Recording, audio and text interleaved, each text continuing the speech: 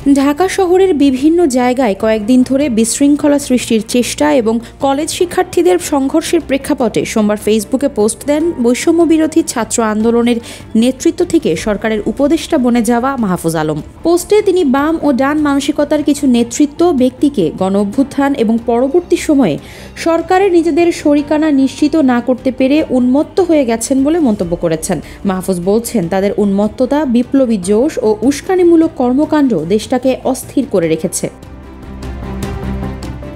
গণ অভ্যুত্থান ও ছাত্র তরুণ বিরোধী শক্তি শিরোনামে দেওয়া ওই ফেসবুক পোস্টে দেশের ঐতিহাসিক প্রেক্ষাপট তুলে ধরে মাহফুজ আলম বলেন, মুক্তিযুদ্ধের পরের 10-15 বছরের ইতিহাস মুক্তিযোদ্ধাদের একে অপরকে হত্যার ইতিহাস। যারা চায়নি বাংলাদেশ শক্ত ভিতের উপর দাঁড়াক, তারা মুক্তিযোদ্ধাদের একে অপরকে দিয়ে হত্যা করিয়েছে। তাদের নিজেদের ভুল ছিল না তা নয়, কিন্তু মুক্তিযোদ্ধাগণের একের পর এক হত্যা বাংলাদেশকে কিভাবে পিছিয়ে দিল তা ইতিহাস একদিন বলবে।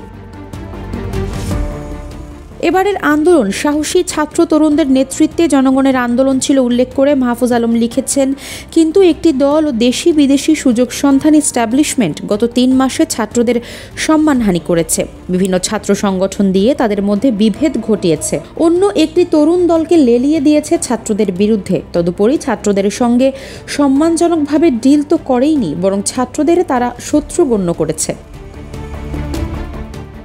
এসবের পরিণতি কি ভালো হচ্ছে নাকি হবে সে প্রশ্ন তুলে মাহফুজ লিখেছেন, মনে রাখতে হবে বিদেশি শক্তির কোনো সাধ্য নেই এদেশের মানুষকে পদানত করার, কিন্তু গোলামির মানসিকতার কিছু গাদ্দার আর হঠকারী এই শক্তি আছে। ছাত্রদের আজ সংঘাতের মুখে ঠেলে দিয়ে হত্যার মাধ্যমে ছাত্রদের বৈধতার সংকট হলে যারা যারা লাভবান হবেন তারা সবাই এ উস্কানি ও প্রশাসনিক ব্যর্থতার সঙ্গে জড়িত।